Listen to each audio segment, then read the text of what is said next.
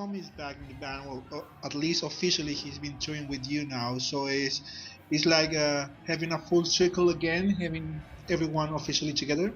Absolutely. So the vibe is better than ever, and it's just amazing to have those people back and like Tom, and to have Francesco now in the band. It's a great upgrade for the band, also personal wise. So thing is, Magnus can go on tour with us. He's doing the album work for us together with all the other members in the band. We just don't want to miss him out as a team member in the writing process. It's just amazing what we all do together. So that's the reason why we are three-piece on the CD and live. He can't go with us because of family issues and stuff. We totally respect and agree to that. So we're coming on tour again in February to Spain, and of course whole Europe, and looking forward to deliver the new material. We have 5 to 6 songs in the set list.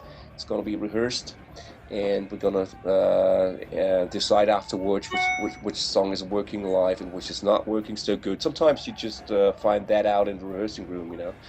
Maybe I took away your questions for your further questions, but I'm just. Don't worry.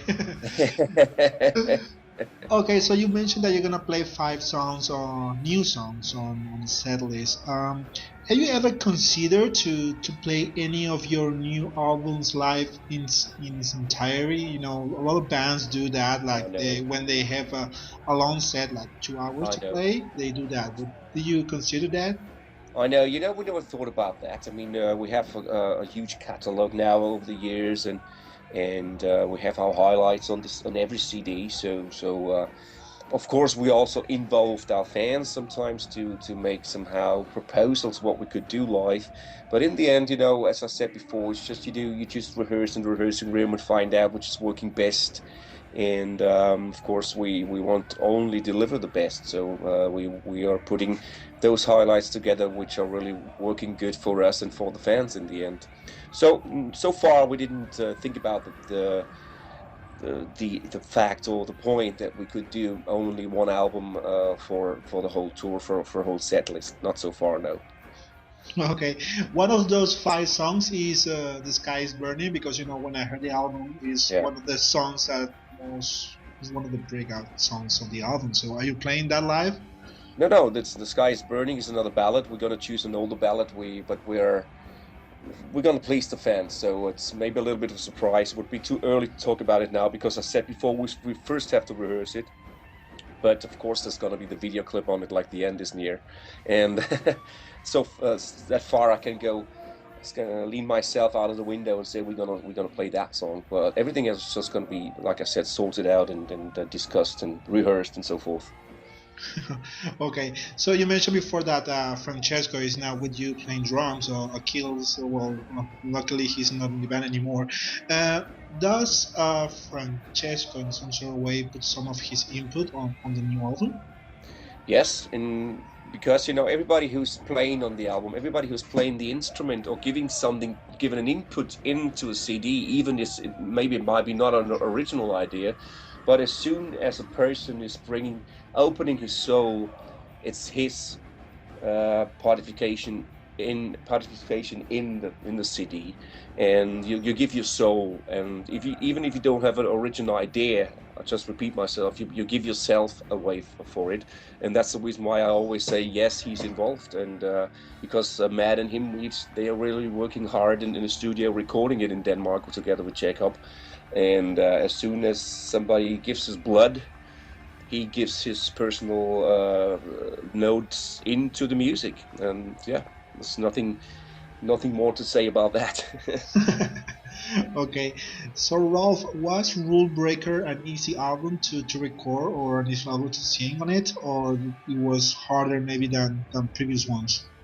It's never easy, but it's also not somehow such a big thing that you can't do it. You just need to focus. You just need your time for it. You just need the energy, the strength. It's very hard to do. For me, for instance, I have to have a good feeling when I sing. I can't do it when I have a bad mood or whatever. It's sometimes you have to, of course, because it's also a job. But in the end, when you're recording an album, that's the big advantage nowadays. recording in my own studio where I can just pick the day when I want to, because you have the tempos of the demos already, that which will be the tempo in the end of the CD, and then you can sing on it, you know. And that's the major advantage to working wise to what we have years ago, when we just were sitting together 3 weeks in the studio and composing the music, which was also good. I mean, I don't want to say that that was bad, but it's different for me. It's much more convenient nowadays to have my time as a vocalist, to just focus on the songs and have my breaks in between, you know. Right. Matt Sinner said that during the Living the Black sessions, you learn a lot and he learned a lot. So, what does he mean? Which learnings do you have on your previous album? You always learn, you never stop learning. I mean, as I said before, I'm very glad I'm in a situation where I can record my own vocals here, and I know what I do when I'm recording myself. Nobody is included when I record myself, because I'm Mhm. my biggest critic. So nothing will leave my house anymore which I'm not satisfied with. Which doesn't mean, again, that I was not satisfied with the past, but sometimes there was just a team which said, hey, come on, this is okay, this is good enough, we have to look for the schedule, and we just continue. Nowadays, I would never do this. I would say, no, I want to do this as long as I'm satisfied. And maybe this is the learning process in the end, you know, to produce myself. And I can use it also for other vocalists here now. My own experience when I record vocals here with other bands. Luckily, I have now customers coming into my house singing albums already, and Yeah. this is just also great for my business in the end. Great. Well, Primal Fear has been for quite some time now playing in the metal scene. Um, do you follow new bands, or are you more a guy that is stuck on the old classics? I follow new bands, but the problem is I don't have so much time anymore. I do so much stuff and so much work. Now, also, I'm teaching in a school, as you might know, and I Yeah. also have students at home. I'm producing vocalists here. I have a boy, a house, and I'm just one person. I could have a 24 hours day without sleep and still work. So sometimes it's not possible. Sometimes, of course, when you sit on the couch in the evening and you just scroll through Facebook and see bands and you listen to stuff, and of course I listen to those bands I produce. I did the Steel Engraved vocals here in my studio, and this is just a new fantastic band. Yeah. And sometimes things like that. But if you would ask me somehow, what would be your 10 favorite album out of 2015? I couldn't answer it, because I'm just not so much aware of it anymore, which is a pity in the end. I really would love to hear more, but sometimes it's not working. Yeah. Well, Ralph, recently, as you may know, Lemmy from Motorhead has died, and Filthy Animal as well. Well, Dio has left us a couple of years ago, and David Bowie as well. Does all these make you think about that? Well, maybe some part of the music history is coming to an end. Like, well, for example, right now you don't have artists that can make such an impact as Lemmy did on rock and metal. The thing is, Jorge, that I mean, it's a part of life. Death is a part of life. We also have that in one song called "Born Again." And first of all, of course, our relatives die. Our parents. It started when I was young with my grandparents, and went on with my father. You know, it's a sad thing, but it belongs to life, and of course, it's sad for everybody. Also, if you lose some icons out of the industry like David Bowie and Lemmy now, but hey, come on! I mean, they have lived a good life, and you know, I'm trying to live a good life. It's everybody's struggling here and there and is facing problems, but that's also life. Death belongs to life, and even if it's an icon or not, and somehow for me this is it somehow gives me the thoughts that life is short, and you have to really make the best out of it, not only focusing only always about the money. Of course we need to survive, of course we have our family and have our thing going on.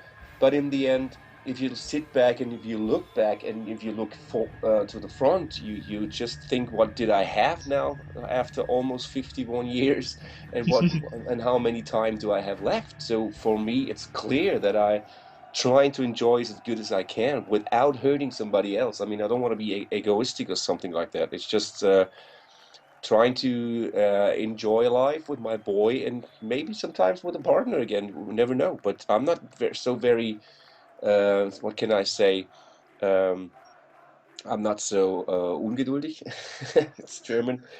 Um, I'm not so much putting myself too much under stress anymore. What will be, in the end, it comes like it comes. Yeah. So if the day comes for you soon, would you be happy with what you have done musically, or do you think that you still have the next best record to Of record? course, still now I'm still 51. I'm fit, and I think there's a lot more to come. But you never know. I mean, tomorrow you can step out of the door and just hit by a car and you're dead. You never know it. So, and if that will be, I don't know what people think about the things I left on the planet, but I only think it's good, and I'm really satisfied what I've done so far because the whole life is a learning process, and of course, I can somehow, if you listen to the first stuff I ever recorded, I said, "Oh my God!" But it belongs to the whole career, the ladder of my career. So I don't want to miss one single step. I agree with you. Okay, so coming back to Rulebreaker, Frontiers Records is releasing this album again. So how's your relationship with the label? Still absolute great. I mean, they are still giving us the opportunity to do what we do, recording in a good studio, drum wise, and so forth. We can do videos, and that's very important to have somebody to support you in this time really as a financial background because everything else we have to really look for ourselves, like planning the tours and also like we are doing now, the interviews, promotion. So far we have our helpers, of course, Yeah, around the band, but that's not only coming from Frontiers Records, but in the end it's still a very good relationship, and yeah, never change a winning team there. great. Well, just to finish the interview, as you said, well, you are coming to Spain again in February. So, well, you have a great lineup on that tour. Do you Oh yeah, especially choose the bands who are touring with you, or is some of something of the management? there are proposals, Jorge, but in the end we are choosing two, so it's two different things. Many bands are interested to go on tour with us, so we are still in a very convenient spot position to choose in the end, but it made totally sense to go again with Brainstorm because we know them. We've been touring two times together. Why not doing it again?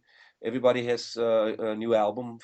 Both bands have a new album out, and so let's make it another package. Brainstorm, Primal Fear, Brainstorm, and of course the Canadian band Strikers with us now, which is for me also a wonderful thing. I like the music, and I'm really looking forward to go with them.